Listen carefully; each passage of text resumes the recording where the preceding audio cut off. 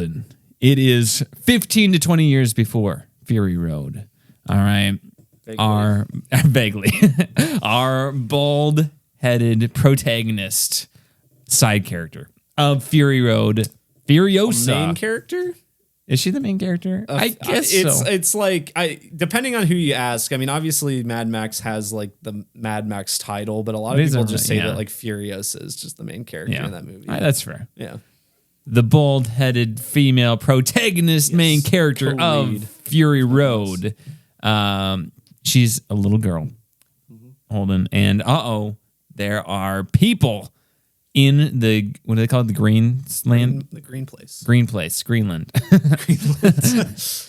In the Green Place. And that's not good because this is secret. It's safe. Yes. It's like the One Ring to rule them all. Holden, they got to keep it that way. So she tries to take him out. Doesn't go the way things she had intended, and that's going to have a domino effect that's going to bring her through this whole saga, if you will. And boy, is this movie a saga. It is broken up into five chapters. 5 chapters. Originally just 3, which we can talk about that later. But broken up into 5 chapters. And I really liked this movie. Yeah, I really liked this movie too. I mean, it was great. We are huge fans of 2015's Fury Road. We just think it's one of the greatest action movies ever. In fact, listen to our review of that. I'm sure linked in the comments or on whatever you're listening to for podcasts. Not the comments, description. Anywho, Holden, this movie, I just thought it was fantastic. It's not flawless. I don't think it's at the same level as Fury Road. No, but it's also like very different. Very different, yeah. It's like obviously like comparisons are just like inherent to like the conversation with this movie, but it is also like hard to compare them really because there are so many. It is just a different kind of movie set in the same continuity, really. I do think Fury Road is necessary viewing for this movie. I don't think you would get nearly as much out of this movie if you have not seen Fury Road. And I don't think this is a good place to just enter it either. I think Fury Road is a much more just generally likable movie than this movie. Like, I think this one's a little bit more of an acquired taste, which I think is one of the reasons why it's not doing very well at the box office. Is like it's a prequel to Fury Road, but you need to have kind of seen Fury Road. Literally, you'll literally need to see it to understand it, but you would get so much more out of it. And I think just Fury Road is like, someone might watch Furiosa and not like it, whereas I think someone could watch Fury Road and then like that a lot and then see Furiosa and like it a lot more instead of just seeing one, not fully appreciating it, and then not ever seeing Fury Road. I'm more in the middle on that conversation just because I'm very interested to know if someone does watch this and then watch Fury Road, because I did this weekend rewatch Fury Road after watching this, and that just fits perfectly as an extended climax of this movie. This is the Rogue One to Star Wars this is Rogue One to Star Wars is this to Fury Road. That's what I'm trying to say. I mean, we having already seen Fury Road, I can't go into this fresh or anything, but like I would just be really interested to see this at like sit down, have someone watch like 4 hours and 20 minutes like in order, like Furiosa and then Fury Road, and just see what they think. I don't know. I think I understand that like in terms of like public perception, the reason why it's not doing the best is because people think that they need to have seen Fury Road or whatever, or many other things. Maybe that's just too weird for them. I don't know. But if someone were to give it a shot, I want to know what they would actually think, because I think it could potentially work if someone went in with an open mind, maybe. I could see that. I just think that Fury Road is just more of a palatable film for a general audience, whereas this is just, first off, Fury Road is just go, pedal to the metal, action all the way through one of the greatest action movies you'll ever see in your life, and it doesn't let up for a second. Whereas this, it's like very much like, all right, here's an entire epic, an odyssey of this character that is really cool, but if you don't maybe already have an inkling or an interest in this world, that you're maybe, I don't know, just in my theater, like when the movie ended, there was a lot of like, oh my gosh, it's finally over. Like it was like almost like a slog for people. Which I didn't necessarily get that from my theater, and I actually ended up seeing this twice. So Jimmy. did I. Okay, great. But I didn't necessarily get that from my theater, and I have seen that like online. People say it's too long, and I fundamentally disagree with that. Like, I guess it's, maybe like an opinion thing. Like if it's just too long for some people. I could have used more for this movie, honestly. I think this movie is very well paced overall, and I did not feel the length at all, personally. That's like one criticism I've seen around a lot that did not match my experience at all. Personally. I think the first time I saw it, it felt long. I would say that. The second time, though, I was like, I don't know what you'd necessarily take out of it, though. Yeah. I thought if anything, there were some parts I feel like there could have been more. Quite frankly, I didn't get that. I didn't get like, I could use more here. There's a couple like I'll talk about it in spoilers. There's a couple of moments I feel like were kind of rushed, but yeah, I just think this movie is. I think it's as long as it needs to be. It is just. I mean, you can't go in expecting Fury Road, and I think that's the big thing. Maybe people are going in like expecting a 2-hour nonstop just action movie. And that's why it feels long for them. And maybe I feel like I went in not expecting that. And that's why I didn't feel it at all. Like maybe I went in just knowing it wasn't going to be that and having, set my expectations a certain way. But yeah, I thought this movie was great for what it was. Here's what I will say. George Miller is a genius in making things very kinetic. Mm-hmm. There's just not much dull about this movie in terms of like, especially the camera movement. Every shot is so dynamic, whether there's movement, whether it's the composition, the blocking of what is happening. Every shot is just injected with excitement. You can tell that he meticulously storyboards these things and really like has these very defined ideas. And this is one of the things that like Chris Hemsworth and Anya Taylor-Joy have talked about is how like he knows what he wants and how he's going to do it. And I think that's at least in this version of the film. But and then I've also heard simultaneously like Anya Taylor-Joy specifically, like it's like an isolating shoot. Mm-hmm. She's described it as, because I feel, and I could be wrong, but it seems to be he's not the best at like communicating maybe to the like everyone exactly where, and when things are being shot and everything, which is, that's how he makes films, whatever. The movies are great and everyone seems to enjoy working with him still, but it is a tough shoot for many numerous reasons. Well, yeah. And there's a certain sequence on here that took them 78 days with 200 stunt performers working every day. Sure. And it is phenomenal. Like, I think it's great. It's so good. I loved it. And I can't wait to talk about that in spoilers. But I like you said, I do think it's long, but I don't think that I feel like it is paced very well. I just think that it's getting reviewed well. So it's like, what is keeping people from seeing this movie? Like, is it just ticket prices in general? Is it because it's a prequel to a movie that came out 9 years ago? That was that a prequel? I don't even know. Like, no, I haven't even seen the other Mad Max movies outside of Fury Road. I think Mad Max has never been that huge a name. Fury Road didn't do that well. No, it didn't. It like maybe broke even at the box office, and since then people loved it then. Yeah. But I do wonder, like, it's one of those things, like, how much of that is just like the bubble we're in, right? Like how much does this appeal to general audiences? Because it is very like violent and weird, and like everyone's just a grotesque mutant, like kind of thing. It's, and it's R-rated, of course, which that doesn't help either. And I think people that give Fury Road a chance do love it. And I think since that movie came out in theaters, it has found a wider audience. But I also just, I don't know, maybe it's just, I do talk to a lot of people that like movies, and my family likes these kind of movies. So how much of this is just, the people I talk to that like it? I don't know.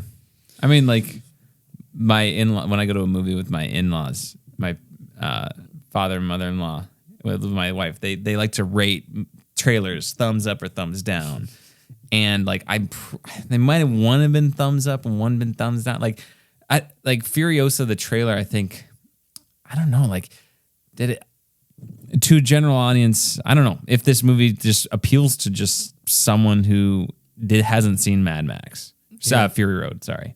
Yeah, I don't know. If you haven't seen that, is the trailer enough to be like, what is this? I need to see this. Yeah. So it doesn't have a lot of the crazy explosions, practical stuff that I do think that Fury Road just could put in the trailer. And even that one didn't quite connect. And it's also rated R too, so that just limits the audience. I mean, as someone who watched Fury Road previously, I love that first trailer. That first trailer just gets me hyped. It has like the song that's in it is like I think unique to trailer. The Furiosa trailer. Yeah. It has like a song that I think Junkie XL or whatever he goes by his real name now, Tom Hulkenberg. I think he composed it for the trailer. It's so good. I think it's just paced really well as a trailer. But yeah, I mean, you're right. I don't know. Just to people that haven't seen it, is that really going to draw people in? It has a very like infectious, like weird energy to it that I feel like even to a general audience member, it would maybe set it apart from a normal trailer, but I don't know. I was just gonna say, I think it's frustrating because you're like, people are like, well, the problem is just everything is copied and pasted. You just need to make something good and original. Well, it's like, well, here's something that's really good and original, and it's bombing. It's doing horribly. Mm-hmm. And you look at all the reviews, and they're fantastic. Yeah, I think I don't know. I think there's just so many numerous factors that go into it, and it's probably way more complicated than we're even thinking about it. But it's just disappointing overall. It stinks. Well, we're doing our part. Yeah, seeing it twice. We are. And if you're doing it, I kind of want to see it a third time, quite frankly. It's true. The great thing about this movie is the number one thing it does, it just makes you want to watch Fury Road. Mm-hmm. I mean, literally, it just goes right to Fury Road. Mm-hmm. Yeah, it's a great time. Performance-wise, I thought Anya Taylor-Joy was very good. She's and great. Even in her limited dialogue. 30 lines, supposedly. Yeah, and apparently Frank Miller, it was like a character-based thing, but it was also George Miller, sorry. George Miller said it's a character-based thing, but also just like he sees dialogue is just slowing down films. Films are meant to be fast, his opinion. It was like, combination of those things. Whatever his quote was, it was like the same thing that Denis Villeneuve said, but people took it better. I don't know. It was very weird. It was very similar to like his whole thing about like, oh, I just prefer movies as a visual storytelling. What did Denis say? Denis said something very similar when Dune was coming out, and people got really mad at him. Like he just said something about like, I don't find dialogue is that important to a movie or something. I don't know exactly what it was. Maybe just didn't phrase it well enough. Could be.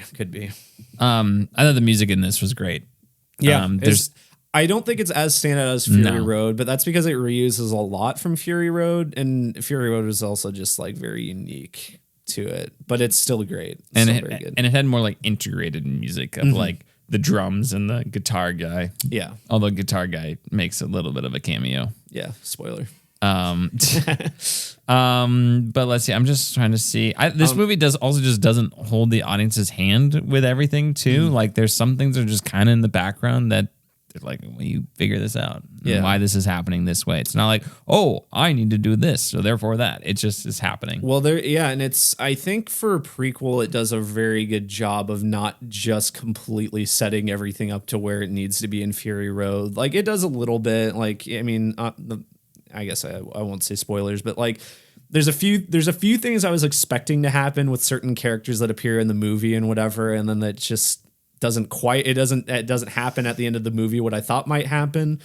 But I think, it's like you can just figure out for yourself what happens. You don't need it spelled out for you. I will say, and this isn't like, I don't think this is necessarily a spoiler. So Immortan Joe in this movie has his two sons, and the one son doesn't appear in Fury Road. And he's the villain of the video game, and he dies in the video game. Oh, that's cool. So, but what's weird is like first of all, I'm kind of going off on a tangent here. The Scrotus is the character that doesn't appear in Scrotus Fury and Road. Rectus. Very, very good kid names. Yes. Scrotus first of all, in the video game, is basically the same body type as Rictus. Like, just a big muscular guy. So, well, that's fine, whatever. But also, the guy who plays Scrotus is in Fury Road. He's like Nox's like Lancer guy on the car. He's the war boy that like tries to steal the wheel. He looks really familiar. Yeah, he's in other things too. But yeah, he just has another role in Fury Road. Unrelated. That's kind of a common theme I'm seeing here. He just reuses people. Which, whatever. It's fine. Most of the time, they're unrecognizable anyway. It's not distracting. So a lot of world building in this. You get to see, there's the Citadel and Gastown and the Bullet Farm. And in Fury Road, you really only see the Citadel. Where and everything in between, obviously, but this is really like you get to see Gastown, you get to see the Bullet Farm, and you kind of have action set pieces take place at both, which is cool. I just like that fleshing out of the world. Sure, there. yeah, and you get to see the green place as it was. Yeah. No, it's great world building. Good going around to all these different places. I think they make like.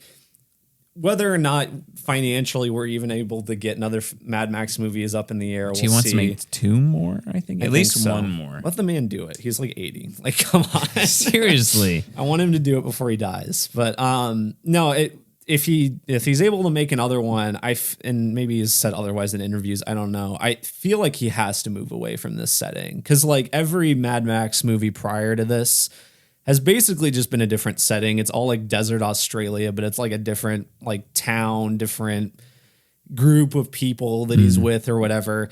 I feel like Furiosa in this really just like fleshes this out about as much as you can. Yeah, I don't really think Bullet Farm. There's that much else to say about these places, all as cool as they are. Like, I love this, and I love the dynamic between them and how it's just not all explained. It's just there. Like, you don't overthink it. Where it's just there's a place, it's Bullet Farm, that's their job. They make bullets. Well, it's like, this is the snow planet, Yeah, the problem, the worry you have going into this prequel, because we had previously commended Fury Road for just having you like run with everything and it being pretty like easy to do so with that movie.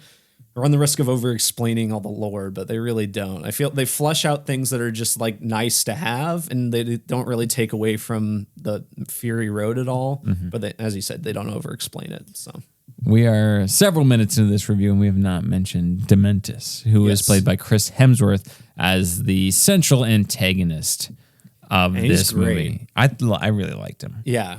I love his voice that he does. Yes. Which is apparently like an 70s, 80s Australian accent. Sure. A little bit more nasally. Yeah. I mean, it's a very distinct voice. It's very fun. I thought it was fun that the moment in the trailer where he says lady and gentleman, I thought that was just a quirk of his, but that's lady and gentlemen. He's literally talking to a lady and several men. I thought it was just, I didn't even really realize that. Yeah. Because that's the, well, I won't say. Yeah. But I just like there's some good lines. It's like, today we dance with Darwin, I'm just gonna like a natural selection is what he's alluding to. But I just like the poetry. He's like he talks in this weird, like nasally kind of like, I don't know, Australian redneck dialect. But then he also has like a great vocabulary because he keeps this like history man guy and he values learning. He's very curious. Well, and he works really good as like contrast to Immortan Joe as the villain from Fury Road, because I mean, not only is he, I mean, he's part of a different faction, he's a biker and whatever nomad biker group, but he's also, without getting into it too much, he's kind of just incompetent in a lot of ways. He is not like he, in some ways he's imposing and powerful, but he is not, I wouldn't say Immortan Joe, I wouldn't necessarily, I guess, call Immortan Joe flawless, but he has a lot bigger grasp seemingly on what he's doing than Dementus He's does. maybe a little bit more politically savvy. Yeah. And we could dive into that in spoilers. But no, I like I said, I think Chris Hemsworth brings a humanity to the character too. Like, he is, you can definitely see why he is this way by the end of the movie. Like, it fleshes him out in a way that's like, I am this way because I am a result of the environment in which I am from. And this is the inevitability of everybody reaching this point. So you sense that hopelessness and that grasp for control, which I think makes him a pretty compelling antagonist and he's also just Chris Hemsworth. He's just Chris Hemsworth. He's got the humor that Chris Hemsworth is known for. He's also very like dangerous in a lot of ways, a lot of rage. There's a lot of range in the role, I think. He's not you like you said. He's incompetent at times, but he's not stupid. No, he's like not. He's and a lot of times it's like pretty smart. Most of the time it's like he's in over his head more so. Like he's or too overly ambitious, maybe. Yeah, but yeah, we can talk about that more in spoilers. I do want to say like on Anya Taylor-Joy. There's 5 parts of this. She's not. Like there's a significant chunk of the first part of the movie where she's not. It's literally like an hour. I think the second time I went to the restroom around the hour mark, and I kind of checked my phone to see how long it had been. I'm like, yeah, she's literally only in it for like an hour 20 or so. It's pretty crazy. And the young actress who plays her is great, Alila Brown. Alila Brown. She's great. Apparently knows her from 3,000 Years of Longing. She's going to be in Sonic 3. and if anyone is familiar with Sonic, so it was like an ongoing joke. There's this character that is very crucial to Shadow's past. And there's this little girl, and part of the reason he becomes edgy is because she gets shot. And that's what this girl is, supposedly, and she's cast as her. And so when she was cast as this girl and the announcement came up, a lot of people were like online were like, yeah, girl's going to get shot. I don't know. Wow. It's very interesting fan base. Who is online talking about the Sonic? A lot of people. A lot of people. Not in your circles. Not really in mine either. I witnessed peripherally. Sure, Holden. I will say so. Alila Brown did great, and Anya Taylor-Joy. Also, like when she's turned away from the camera, like when she talks, she sounds like Charlize Theron. Well, specifically, in like the last act of the movie, it is insane. She walks like her too. It's like she has the mannerisms of Furiosa down. It's very much like a Ewan McGregor figuring out Alec Guinness voice sort of thing, or like bridging that gap in a way that seems very natural. Yeah, no, it's I was amazed. Initially, I thought like they just had Charlize Theron do the voice, like because the first time you kind of hear Anya Taylor-Joy's back is to the camera. So, but also one thing I wanted to mention before we get off the girl, apparently they used like some digital effects to make her look more like Anya Taylor-Joy. Was invisible. It was invisible. I just thought they got a little girl that looks a lot like Anya Taylor-Joy, and I was like, this. They did something to her great eyes, casting, probably. Yeah, and I don't think it's like much. No, I mean it is. It's not like a deep fake or anything, but like it's probably the best way to use that type of effects, honestly. But, yeah. I think from a technical standpoint, like I said, I already commended a lot of the cinematography. It doesn't look as good as Fury Road. And there are, you can tell something like a lot of the fire explosions. Like, I mean, obviously in Fury Road, you have the huge one that happens and that's in the trailers and stuff. That this doesn't. There's the fire's less real here. I mean, there's some real fire, but a lot of the explosions just aren't real. I don't know if that's a budgetary restraint or they're just like, we need to be safer. That sort of thing. There's just some clear green screening stuff, some specific scenes. I'm like, this is like kind of distractingly bad green screen. Yeah. But again, the stories, I was invested enough in the story that it trumps that for me. Well, and I think... and this isn't not a huge spoiler, but during the credits, it shows a lot of scenes from Fury Road. It basically goes through the whole movie of Fury Road in the credits. The first half, at least. Yeah. And it's that movie just looks so good. And it looks very different. I think like this movie, especially like color grading wise, leans more into... From what I understand, and I really don't remember it, I think like the original Fury Road trailer was just a little bit like brighter. The colors popped a little bit more. I think I don't know exactly how to describe the difference between the two, but Fury Road, the color grading's a little bit different, which might help hide some of it. but it just overall looks a lot better. This just feels cleaner. Like it feels like digitally smooth. Yeah, to that me. could be it. Less I grime. can't imagine Fury Road was shot on film, but it just feels grittier and grimier. Or like the honestly, camera if wasn't that as was good. the difference, I wouldn't be surprised if that. But I would doubt it was shot on film. Can't imagine. That would be. I don't that think would be so. a nightmare, right? Yeah, I can't imagine it was. But it is that kind of difference that I think is kind of what I'm looking at. But Stunt work, I mean, and it's more of a testament to just how good Fury Road is than this still, not being as good. This is still better than a lot of action movies. Oh, like most, absolutely. I would say. I mean, I would say the stuff in this looks better than the Fall Guy a lot of the time. Yeah. Which we know a lot of that was practical. So, well, yeah. You know, and the stunt work here is phenomenal once again. Again, I don't think it's quite to the level that Fury Road was, but there are some like, well, that was a cool stunt of someone just like launching off a motorcycle. There's some really good oneers in this too, honestly. There's a really good one in the kind of back third of it, but there's several where it just the camera lingers for quite a while and it looks great overall. And once again, I said this with our Fury Road kind of retro review.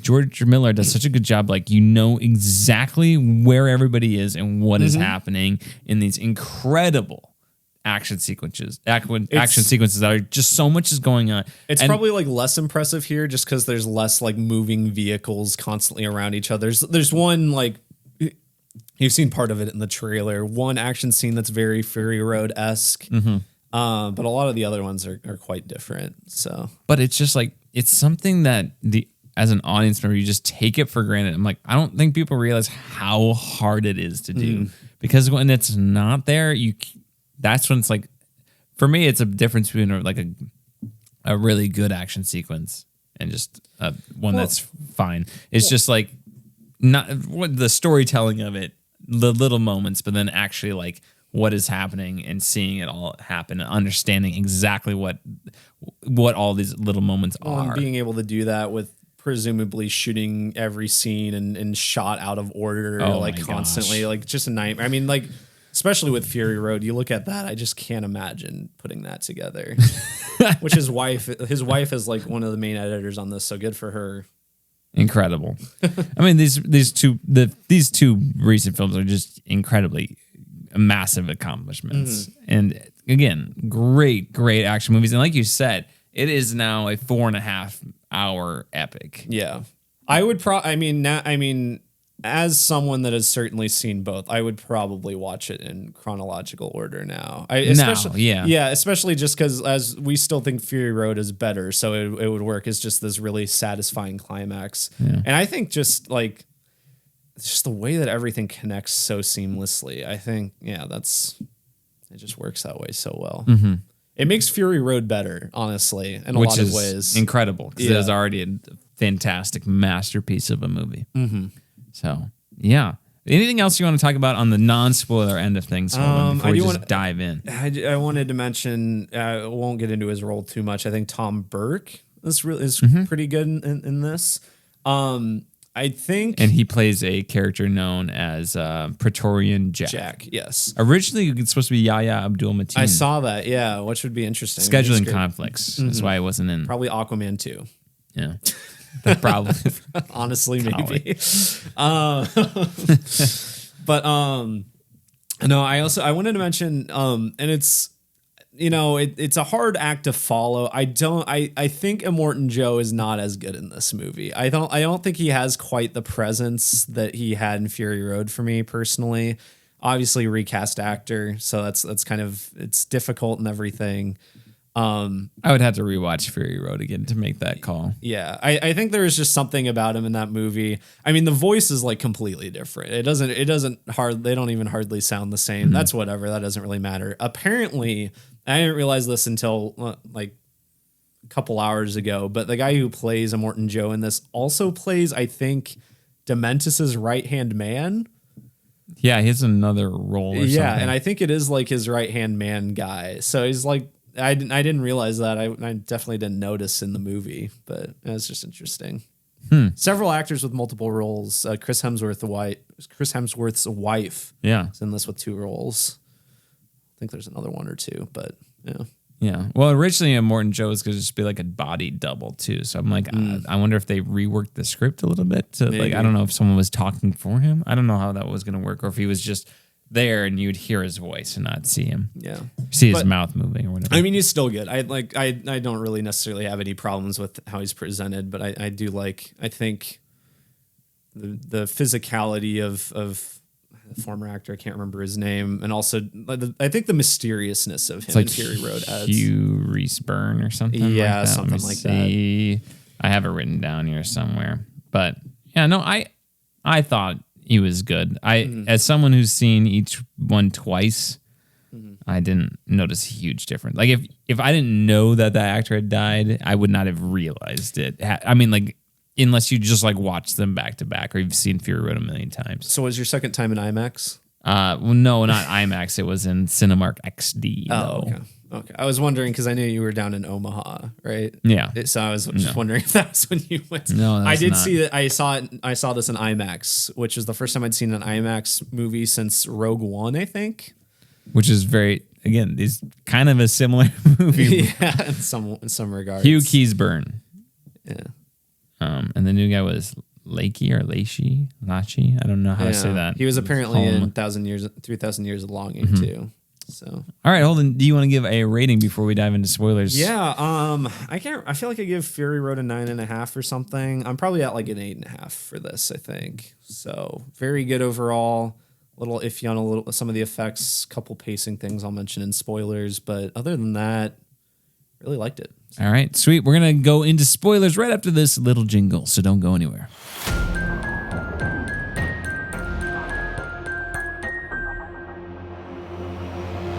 You've been warned. It is spoiler time for Furiosa, a Mad Max saga. Do you want to just work through this chronologically?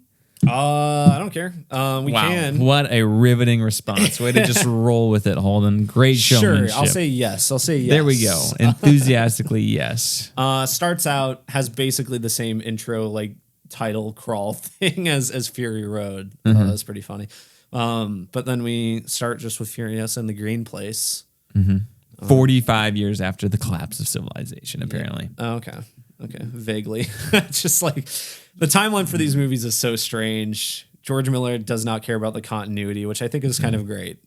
Good for him. They have like electricity there, windmills, solar power. Like, what are they using that for?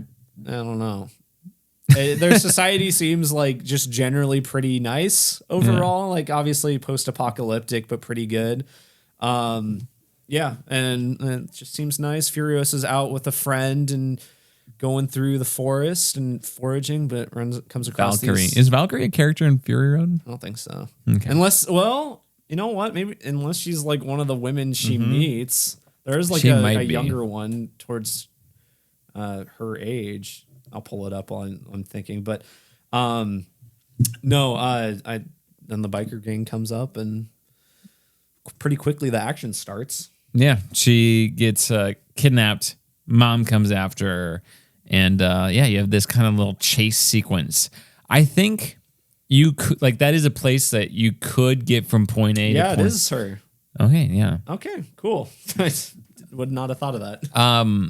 I think that is a place where you could make that part shorter. You could make Mom going after Furiosa. You could shorten that to make the movie shorter. But I think it's really I don't know. interesting. I thought it was pretty fun to watch. Yeah, I think it's interesting. I think it goes to show like the relentless. I mean, I think it's really, really good at setting up how Furiosa becomes like her mom in a lot of ways, right? Like the kind of this relentless pursuit kind of thing, willing to do whatever it takes for those that she cares about, being, good with a gun kind of thing. Like there's a lot of parallels that you can draw over how she grows over the movie to how her mom seems to be at the beginning here. So I think seeing that's pretty nice. And I think it's a very exciting action scene. I like the two biker characters that she's chasing after. Yeah. I like the bit though. There's the third biker who gets shot, and then he's like cartoonishly his legs are just sticking out of the sand. Yeah. Like I thought that was pretty funny. Yeah. But Furiosa, you also get to see kind of how she's already kind of resourceful. She's like chewing through the gas line. Knows that stuff. Knows well enough not to talk to Dementis and the gangs, not say anything. So yeah, it is a longer sequence. It is probably I kind of agree. It's probably like the part if I were to cut out anything, you could do that there, but I wouldn't personally want to. I think it's pretty nice. So well, and I guess too because her whole thing against Dementis is the fact that he killed her mom, and so if you don't have as much there, you don't probably feel that emotional connection showing as the much. bond, of how much she cares for her. Yeah. What did you think of the very, very opening? It's the history man talking. I don't even remember what he says, honestly. And we've seen it twice.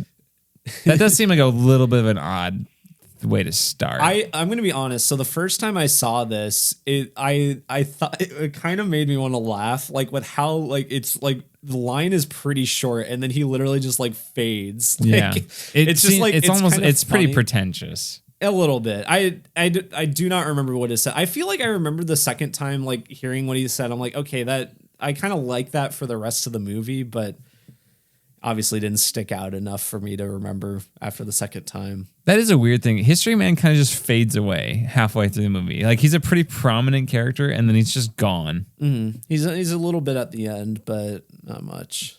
Do we really even see him? He's there when Furiosa goes after Dementis the final time. Like it looks like Scrotus and Rictus had like either liberated him or captured him. Yeah, that's right. He says that she's the fifth angel of the apocalypse, the writer of the apocalypse or whatever or something. So yeah, he's there, but she's gonna be a knock at the cabin.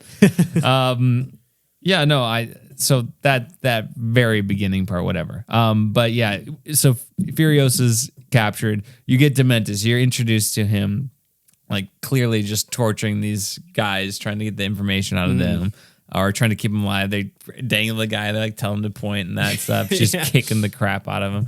And I love, you have his beautiful like white cloak, very like Jesus Christ Messiah-esque attire, and with the teddy bear on the back. Just cool design, and throughout the movie that thing is just dirty and blood soaked by the end. Reminds me of like the cape in the Arkham games. You'd start out and be pristine, and at the end of the game that thing, it's like that thing will not float. That's not physical. Not gliding with you are that. not. But I think that was a great introduction to the character. It shows is like, oh, I'm going to be very nice to you and just get some rest, all that sort of thing. Manipulating her. Even though she's much too clever for that. Yeah. We get that campy scene inside the tent where it's like taking out the bad guys outside. Just fun, goofy action stuff. Comes in, spares the lady. My one, I don't know if I totally buy the mom just not killing that woman. Yeah. Right? That's one of the few like plot well, things. Well, she's a mother. She's saving her daughter. Yeah, but like they literally were talking like her and Chris Hemsworth's wife were like, don't let anyone know about this place, and obviously if she lives, then that's just runs risk of what happens. But she hadn't seen the place. Yeah, I guess They thought they could get away, but she immediately just tells on them. Yeah, tattletale, snitches get stitches. Oh, what a rat. Yeah. Yeah, you have that whole chase sequence. I think where the green screen looked the worst was like the mom's final stand, like when they're rolling up on the bike. And that thing, which like some of that has to be practical, like this little like what do you call it, gulch or that was very video gamey. It was just just really not good looking, and I'm sure some of it. I personally didn't even mind how that looked. Like I didn't really stand out to me. I think about like playing any shooter game where the AI is like fine but not great, and they'll just like funnel in. You can just like kind of you can just like sit in like a corner or something. They'll funnel in a door. You just keep shooting them. That's just what that reminded me of. It just takes them 2 seconds to go around. Yeah, that I don't know. That part just didn't. That part seemed a little bit off to me because the mom like dies. Furiosa goes, but then Furiosa just comes back right away, and then they already have her like set up on this X cross. That was fast. I was like, that was one of the moments that I was like, the pacing was a little weird. But also, when her gas tank gets shot on her motorbike, that if that's real fire, it does not look real. It looks CGI to me. Like when it's like she's on fire and she rolls on the ground, I'm like, that does not look real. And I don't know if it just if it was didn't bother real, me. but I'm just like, that is the most CGI looking fire. And I apologize if it is real. And It a would be funny if stuntman it just was real. rolled through but I was just like, really? They light people on fire for everything in Hollywood these days, and they couldn't do that part? It might be real. I don't know. Well, I mean, it could also maybe, I don't know, maybe the actress does her own stunts and didn't want to be lit on fire. I don't know. It just was, or they didn't have time to do it or something. I don't know. It just took me out of it because, again, like you said, like Fury Road, everything's very real and gritty and grimy, and that was just very digitally clean. I don't know. The mom that she runs back for the mom, I'm like, if you really want to know, why don't you just have the gun to like Furiosa's head and say, "Mom, you tell us or we'll shoot Furiosa." Yeah. Well, I mean, I don't know. Maybe the mom wouldn't risk it. Yeah. Be willing to risk. I don't know. Or vice versa. Anyway, Dementus lets her live because it's like a daughter-like figure to him. Yeah. He apparently had a family that he lost in some regard prior, so has a soft spot for the kid in a twisted way. And again, they didn't show us. They didn't need Nope. to. I'm glad they didn't. No, and it's all, and you can just kind of, he could be making it all up. Who knows? I think it happened. Yeah, it's in some regard. But yeah, then it like cuts to the next part where it's like it just in the middle of the action sequence, great, where they're chasing down another gang and they're like, well, I would have welcomed you with open arms, but now we're doing tryouts. It kind of reminded me of like the Dark Knight Joker. Well, like, here we go, tryouts. Well, and so when he says lady and gentlemen's, it's because the people on the motorcycles, one of them's a woman, has like the deformed lip or whatever. Apparently that is also Chris Hemsworth's wife. Yeah, I did not recognize her at all. Uh, But the only reason I would recognize her, I've seen that Chris Hemsworth Limitless show. oh, sure. So and she's in that. Like an She's a episode. major character in like 3 of the Fast and Furious movies. Oh, she is. I didn't realize that. It's like 5 through 7 or something like that. Really? Yeah. I haven't seen those. So, yeah, no, I just love that whole, and then the whole ripping people with bikes. I mean, they did that with horses back in the day. So Yeah. bikes makes sense. I just like the whole idea that just like, all right, show me your devotion. I'm going to radicalize you, all that sort of stuff. Chris Hemsworth's chariot, great. Great. Good stuff. Motorcycle I love chariot, that. which is real apparently too. Yeah, that's looks cool. great. That is cool. Yeah, I like that. And like soon after that, you get all the stuff with the Citadel. Seeing it for the first time, I love the war boy with like the dart or arrow. Am I in Valhalla? Am I awaited? Yeah, and he just leads them right to the Citadel. Not the smartest war boy in the yeah, none of them really are. in seem to the be. Mesa. I don't know, what would you call that? I don't know. Butte. Butte, not the. But yeah, then they come back. He's like, I'm gonna take over all of you, and Morton Joe's like, oh no, what do you call the rich guy who just The people eater. the people eater? Yeah, that's his with name. with the nipple tassels, nipple chains. That's in Fury Road too, right? Yeah. I did not really realize that until this They one. had the nipple thing. Yeah, I Oh, didn't yeah. really notice that. But this is jumping ahead a little bit. But one of the things I did not notice the first time that I noticed the second time watching this movie is the scene where he's got the spike against the one guy's what is it? The Gastown guy. Gastown guy. And he like accidentally lets it go and it rips off his nipples. Like there is a cut shot of him. Yeah, where he's like, ripping his "Ugh." off. And it's so fast and so quick. I did not notice it the first time, but it just made me giggle the second time. And that's one of those things that I was expecting them to spell out. Like he becomes in charge of Gastown in between Furiosa and Fury Road. I was So like, yeah, why is he hanging around the Citadel? Yeah. Yeah. Okay, that's why. Yeah, and I was expecting like end of the movie, like Morton Joe to be like, you go to Gastown or whatever, or you do this. But then no, it's just there's a power vacuum there, so it makes sense that you'd have a guy like that go. I like how George Miller just leaves that. You know? Yeah, no, I do too. The video game thing, that thing. Yeah, Scrotus. There also another video game. Apparently, I didn't realize this, but apparently the engineer that gives Furiosa the crappy car at the end is like your partner in crime in the video game, Oh, okay. Chum Bucket. I didn't recognize him. I could be wrong. I think it's actually played by the guy who voices him in the game too. So I could be wrong about that, but I didn't recognize him. So maybe that's the reason I'll watch it a third time. Is that game worth playing? I would say it is just to like go through the story and don't bother doing a ton of the open world stuff. It's a fun game. It overstays its welcome if you do too much of the side stuff. So yeah, sounds good. But yeah, I got sidetracked because of the nipple stuff. I think that was literally the first time. So after we see a movie, I like to just go into the car and just dump everything off the top of my head. And my first thing is nipple stuff, LOL. It was good. And then it's dynamic camera movement after that, so that's kind of the, hierarchy of what you need in a film. Yeah, obviously. So yeah, no, I love the Citadel and just the war boy just sacrificing himself. And that whole action sequence is fun. Doesn't look very real, but it does not. I think the sound, it's fun though. It's fun, but the sound, like it's all these explosions, and it really stuck out to me the second time watching it. It's like there's all this explosion and chaos happening, and the sound editing does not make you feel it at all, which is unfortunate because I think it's shot in a way, but I don't know what it is. That sequence just doesn't quite relay the intensity of like, oh crap, I need to get out of this situation, otherwise everything's going to crap here. I'm gonna die. Which is a weird miss for a movie that otherwise I think does a good job helping you feel like the intensity and exactly what's going on and what the characters need to do in a situation through just visual storytelling and the sound and all that. So that was weird, and because it wasn't as good, it stuck out like a sore thumb to me. Yeah.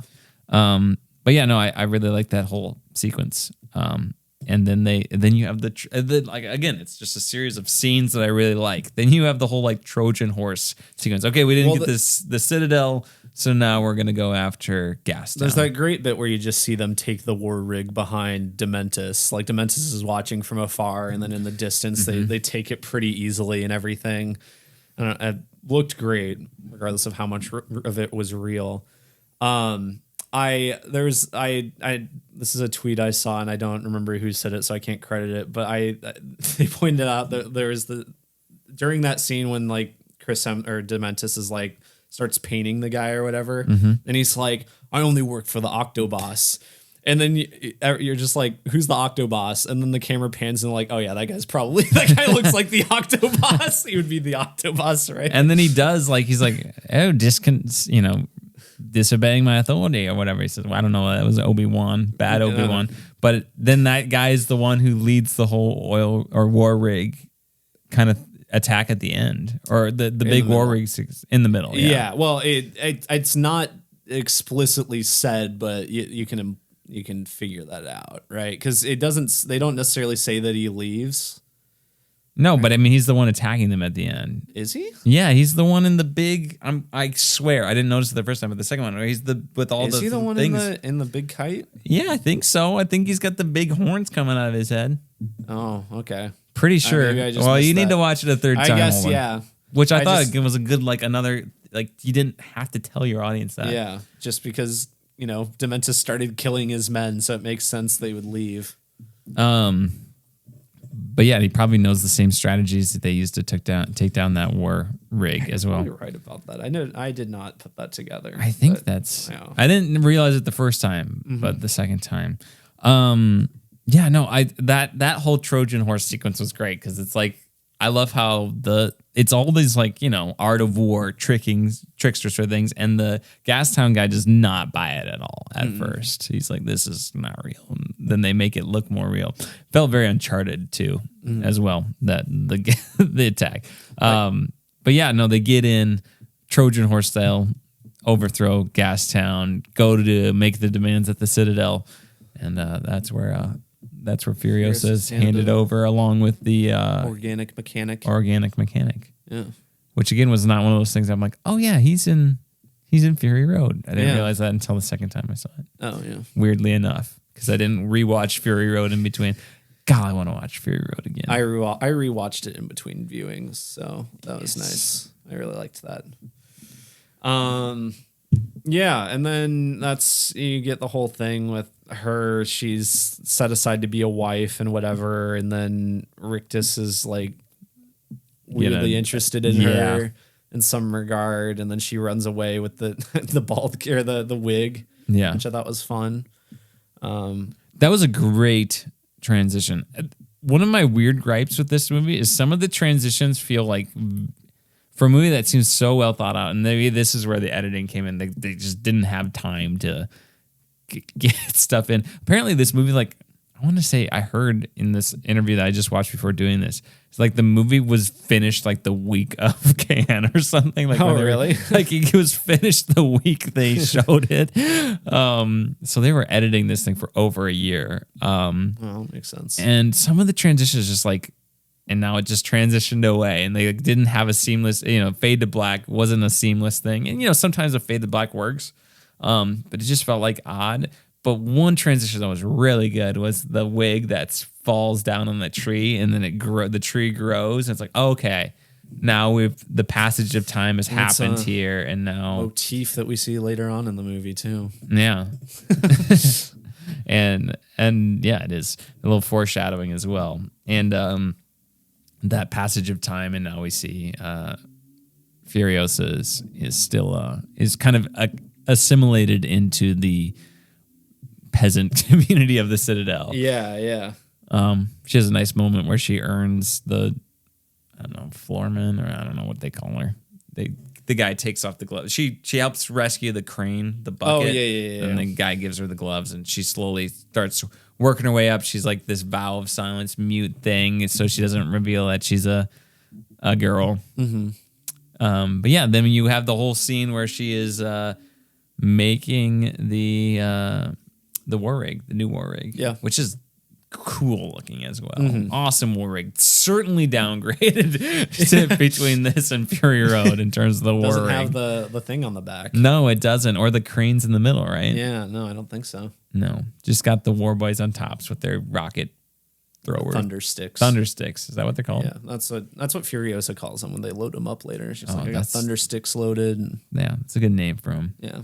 That was just a cool little montage. I wonder how long that took to do that montage, and cool set and all that.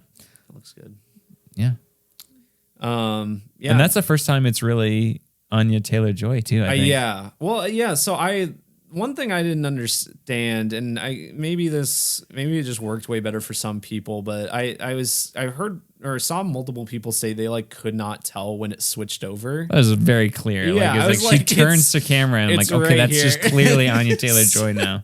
It's when they're in the garage and almost. And it's between. It's like the second thing ends and then the third thing starts. I did think the it was stowaway or whatever it is. I mean, I was like fully expecting that after that like tree growing bit, that was when it was going to happen. I did but too. then there was the scene with rescuing or helping out with the crane, and that was still a younger girl.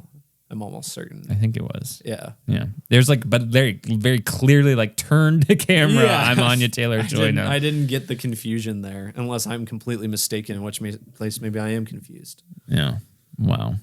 That whole, and then that's of course when we meet, what's his name? Something Jack. Praetorian Jack. Praetorian Jack. Mm-hmm. Nice guy, Praetorian Jack. Yeah. Turns out to be just a good dude in the midst of all this. He just looks like Max too. He has does. like the same. He has like Road Warrior era Mad Max just outfit on. It is just he has the iconic shoulder pad thing that looks weird. He's got like the leather jacket.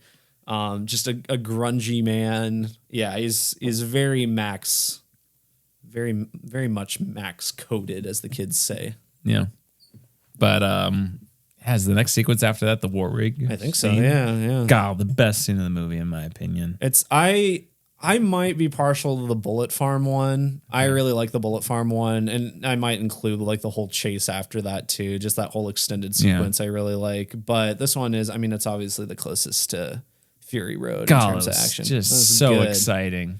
Again, it was always one more thing. What's like another thing, and another thing goes wrong. And this was the one for me where some of the visual effects took a bit of a downgrade. For me. I disagree. This is where I thought like it looks really good.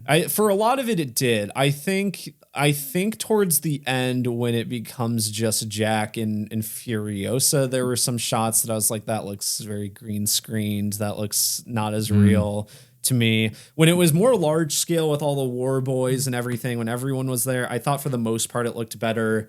There's some shots on the rig itself that looked. I mean, there's the shot everyone's talking about with the younger war boy. Every time he like looks out, that looks very green screen to me.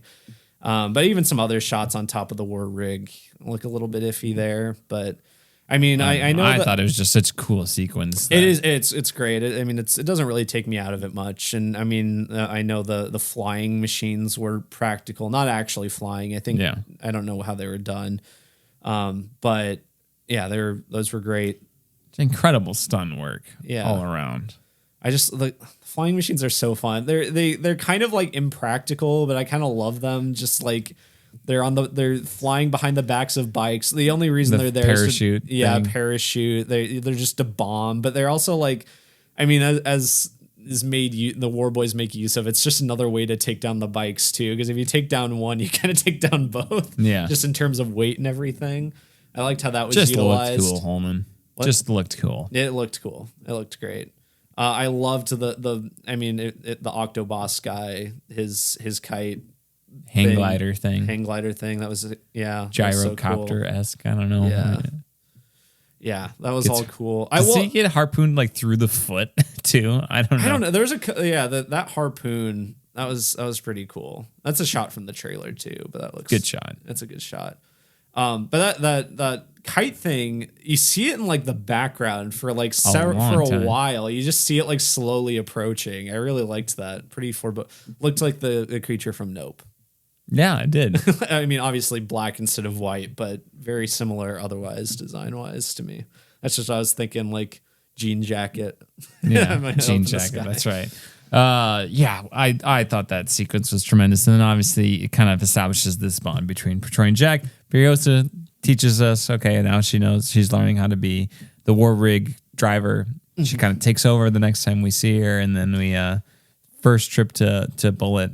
No, not the Bullet Farm, but to Gas Town again. My big gripe pacing wise that I alluded to in non-spoilers is that whole like her joining his crew, and then literally the next scene he's like, I taught you everything you need to know. You can go off and do your own thing. Yeah. I was like, I know you don't really like in terms of like most of the rest of the movie, you don't need the stuff in between, but it just felt really weird that there wasn't anything in between. Like, I don't know, maybe. Would you rather have that than the mom stuff at the beginning? If I had to make a choice, I'd probably pick the mom stuff. Okay. But it's still why weird. Not both? Yeah, why not both? Exactly. Like it's I don't know, but it was just a weird pacing thing, and that stood out more to me the second time too. I was like, okay, because he gets the gun and is like, yeah, this is for you because you've done so well on this all this time we've spent together. Shoot somebody in the face with it. I do think like even though that aspect of their relationship is rushed, I still believed them as like I don't know if it's necessarily romantic, but like at the very least how they grow close together. Mm-hmm. Like I did buy that, and I liked their whole deal together. I thought they were a good pairing. Yeah. So it was nice. Mm-hmm. And he does, as you said, he doesn't betray her, so that's good. That is nice. I liked that. He was just a good person. World.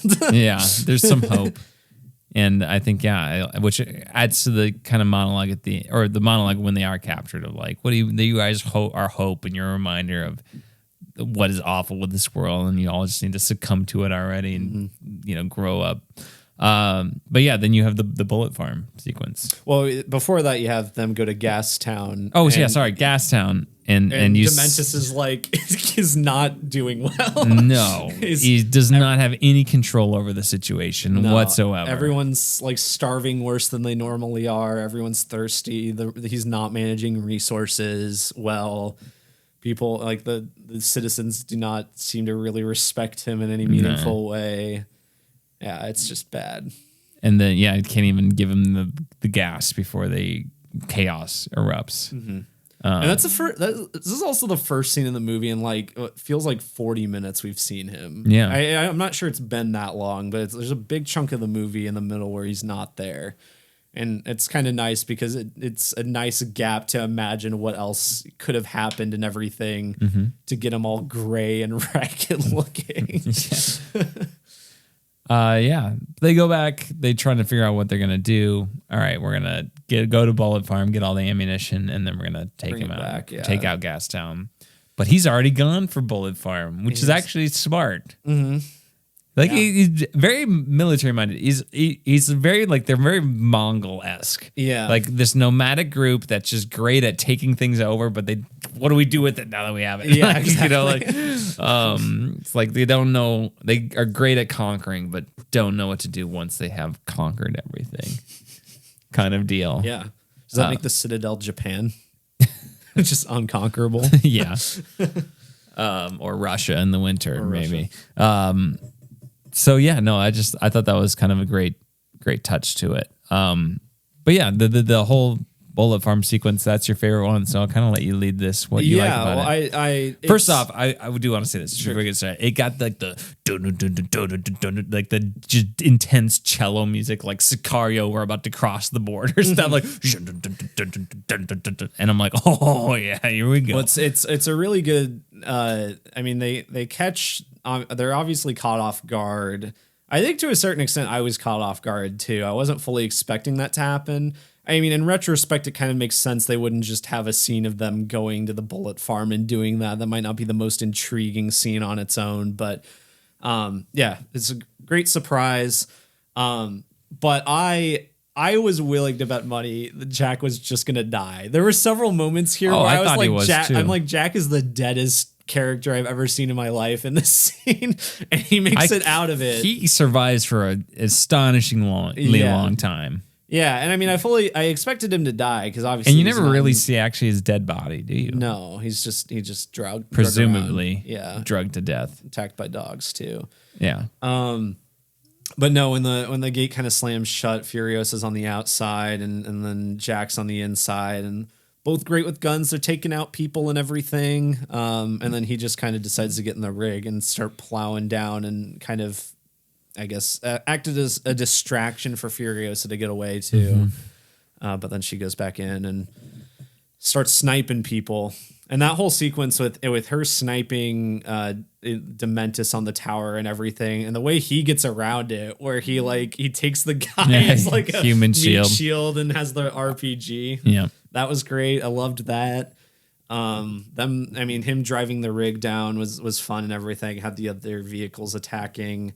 He runs into the crane thing. Well, he runs into the the pillar chimney. The chimney. And then that's the scene from the trailer with all the bullets. Comical amount of bullets at Bullet Farm. Lots of bullets. Hilarious. There's the bit where they're at Bullet Farm and they're pouring bullets into that tanker. It's full. From this big tube. Hilarious. But yeah, the bullets spill and everything, and then there's the crane and everything. That's great. Obviously, most of that is CG, but I think it looks pretty. I think that looks a lot better than a lot of the stuff earlier in the movie. Yeah, well, just like where everything is happening. Yeah, it's very exciting. It's unique.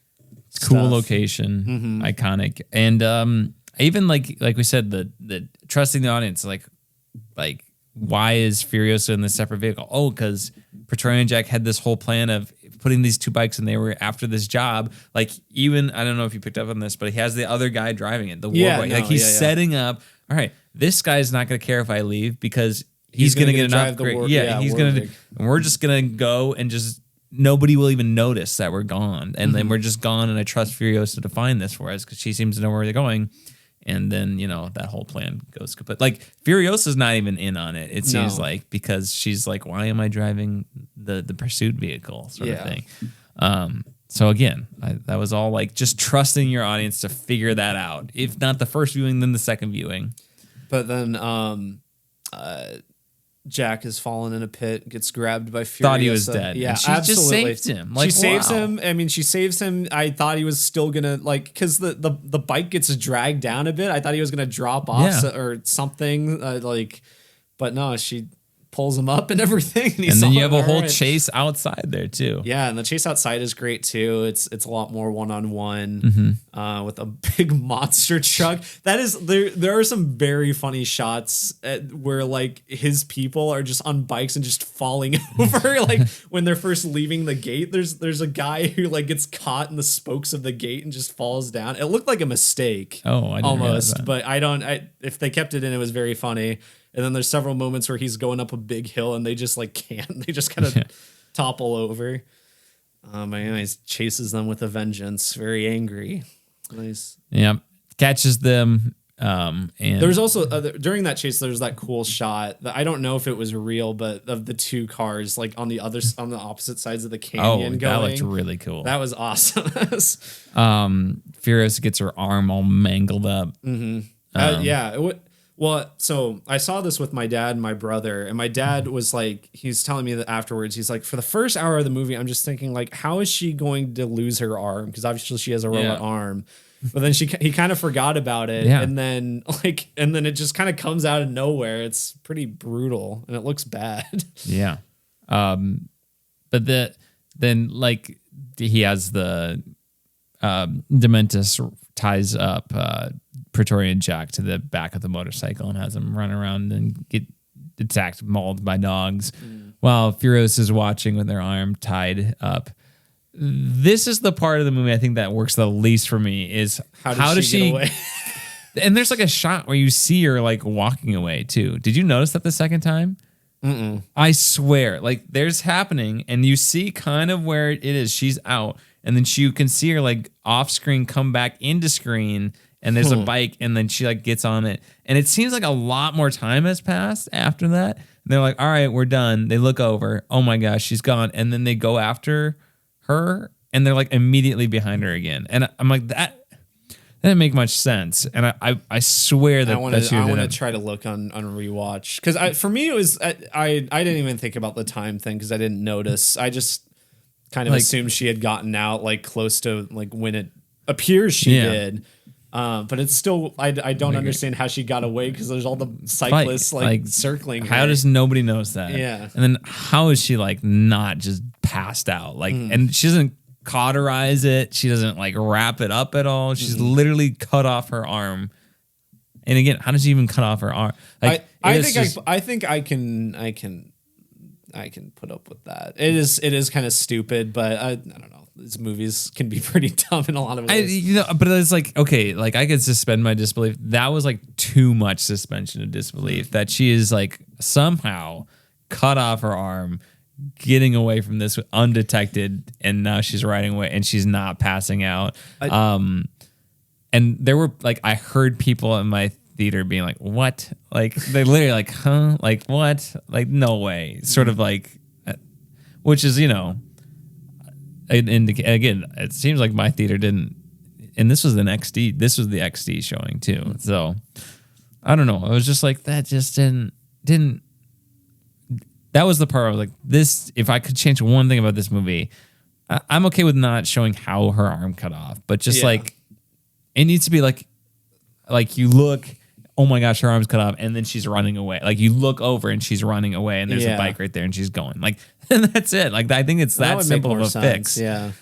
But it just, the way it was put in there, it didn't work for me. I did want to mention before we move on from it though, that whole like torture scene is like where it has that really good oneer, I think, because most of that scene is one shot. It's like, I guess I didn't even realize that. Yeah, no, I could be wrong. There could be like 1-2 minor cuts, but I think from the moment they're pulled out and set on their knees, he's giving a speech to the time jump where it's like it appears to be nighttime. Yeah. I think that's all one shot, which is extra impressive when you take into account like he's running behind the bike and everything. And it's I think that's pretty great. And Dementis' speech is pretty good too. Yeah. So I love that scene. Yeah. Aside from the end, maybe, but yeah. Then she gets back to the Citadel after waking up with the maggot lady. Mad Max. Oh, Mad Max is looking over, and it's the body. It's the stunt double of Tom Hardy. He's eating the dog food from the second movie. Cool. In the game, I guess. And apparently, does he save her then? Is that the I don't know. I don't know. I've heard that. I guess it would make sense because otherwise I don't know how she would get. I guess she's like captured by a Megan lady. Yeah. Maybe they go out and forage, but forage for what? I don't know. Dead It people? doesn't really. That doesn't. I don't bother really me. care. She got Yeah. there's enough plausible options. Like the Citadel's within distance. when she yeah, you collapses. see it. It's the opening shot from the trailer. Yeah. So she gets on out of there. She gets back to the Citadel saying, I'm the Praetorian Furiosa, right? She's Praetorian at this point. She's not Imperator. No, I Something think like yeah, that. Praetorian. Yeah. She's like, we got to take out this guy. And oh my gosh, Gastown's on fire, but it's not. It's all not. ploy. It was as they say in the Dune book, it's plans within plans within plans. Of, I like that. I love the two smart competing strategies of like someone having a clever strategy and the other side figuring out the clever strategy and then having putting their own clever strategy to counteract it. And I like, again, just trusting your audience. Like they're pouring the water out of that thing to smooth the dirt into mud so they don't create a dust trail behind them as they're trying to like sneak towards the Citadel. Yeah. Which I thought was cool. And then they feign the attack on Gastown. And then thus commences the 40-day war of the wasteland or whatever. Like that, yeah. I was like, does it need to be 40 days? Like, can it just happen? I'm like, Well, I think what it is they need to give a reason for her having a robot arm. Yeah, right? I was like, the function of this 40 thing being 40 days is so she could have a robot arm, which is fine. I'm okay with that. That's fine for what it is. Yeah. So yeah, there's a little montage. You get guitar guy. Yeah, his appearance. He's back. He's back for the first time, I guess, chronologically. Yeah, and then she has the robot arm. That's the moment where we talked about that she sounds a lot like Charlize Theron. Yeah, and it's great. It's so good. I wasn't expecting it, but I liked how that kind of change happened. Robot arm looked great, very convincing. And then she drives off, chases Dementis. Is her robot arm different in Fury Road? I don't think so. I think it's mostly the same. Yeah. Like it's just like turn it on. Yeah, for like this clipper saw thing. Yeah. Yeah. And then you had the whole chase of Dementis and the different, distractions, like Harry Potter Deathly Hallows style, like who's who. She just hunts them all down essentially anyway. She's in this big car, so why not? That was a great scene too when she takes the car, just rolls it up and it goes over and just that. I mean, I don't know if that wasn't real. It was still very impressive. Yeah, it looked good. Yeah, I mean that there's not. If anything, like the final moments are so contained that's like, wow, it's not a huge spectacle at the end. But I think it works. Well, that's why I feel like I wonder if a back-to-back would just work so well. Yeah, because like then you have the 2-hour climax of Fury Road right after. Seriously, they do connect so well. Just incredible. Yeah. Well, it's really one 4.5 hour just masterpiece movie. Yeah. Need the 4.5 hour cut. Kind of like Rebel Moon. Yeah, now that I think about it. Yeah, it is. There's a lot of similarities that's a here. joke. Check out our Rebel Moon 2 review and 1 review. Don't watch the movie. Don't watch the movie. Just check out the review. Yeah. What did you think of the final showdown? Well, not much of a showdown, but just her beating the crap and torturing him. I thought it was good. I mean, I thought it was well worth it. I think him trying to manipulate her and it just not really working at all was good. Grabbing the broken knife. She's just toying with him. Yeah. Cutting the water jug that he wakes up to and everything. Yeah, I thought that was all good. And she's still very emotional, obviously, because this is such a long time coming for her, but she's pretty much in complete control of the situation still. Yeah. Well, and I like how he's like, this won't make you feel better. Like, this won't bring your mom back. Like, you can do whatever you want. I don't, like, it's over. Like, I'm already hopeless. Like, you're only just doing me a favor, basically. And that could even lead into, okay, I need to actually do something meaningful, and that's why I'm going to help the wives in the next part. Yeah, exactly. I like the different variations of his death. Yeah, that was nice. Some people say she just shot him in the head. Some people said other things. Yeah. But I the final one, great. It's very silly. It's like Greek tragedy. It is. Mythological. I love it. If that, I like to believe that's the canon one. George Miller is a very much a mythologically interested guy, so I like that it has a mythos kind of ending. Brings back the tree motif, and then the peach as well. Yeah. Great, good stuff. And then and then it's Fury Road time. Yeah, it ends with her loading the wives up into the rig, and after an undisclosed amount of time. I wonder if it was just all their stunt doubles. I don't know. Well, there's the one that like looks back. There's the one that like looks back, kind of like as they're leaving, and is the closest to the camera. That looked like the lady from her. It looked like her equivalent I guess I didn't realize from that. the movie. She also is one of the only. She's one of the actresses I don't think I could name from Fury Road. So maybe she doesn't cost as much to get. I don't know, but the other ones, they looked maybe more like stunt doubles or stand-ins more so. Awesome. I'm just gonna see. I wrote down a bunch of notes. Weird Kingdom of the Planet of the Apes ties where the history man what's in both of them, and then they're like holding head together. Sort of. I thought that too. I was like Planet of the Apes, very much so. Let's see. Do you think that this is taking place in Australia and Planet of the Apes is taking place in the U.S.? Yes. In the same universe. Yes, same time. Yes. Well, not the same time, but not the same time. Not the same time. Same universe. Yes. US. I said her. Okay, I have her eye. So Furiosa's eye slit look like so she has like a thing. Oh, at the end of the movie, when she's got her bandana up and the paint over, and it's kind of you see her eyes. It's kind of mirrors her in the cage at the beginning of the movie.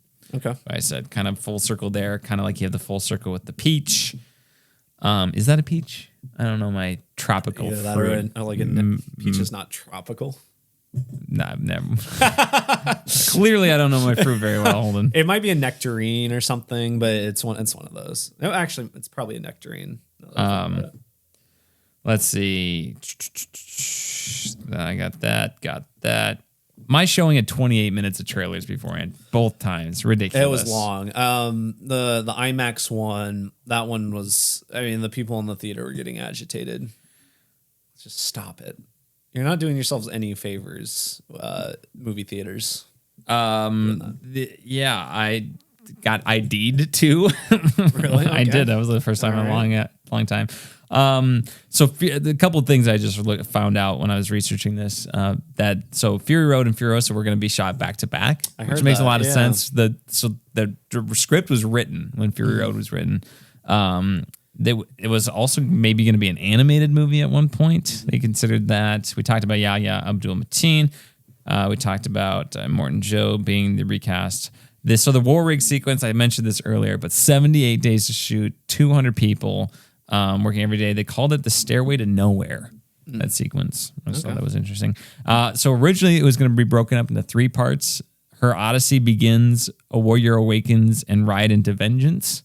So it'd be interesting to know where those were split up instead. I would assume that the child stuff is just the first chapter. The first part. And then, A Warrior Awakens. Yeah, I agree. And then it was at the end, it was the Pole of Inaccessibility, Lessons from the Wasteland, The Stowaway, Homeward, and Beyond Vengeance. Mm-hmm. Apparently, Anya Taylor-Joy didn't have a driver's license before filming this, so she had to obtain one to do that stuff. I guess she did become fairly famous when she was probably too young to drive. Yeah, I think she was like 14 when she made The Witch or something. So wow, there you go.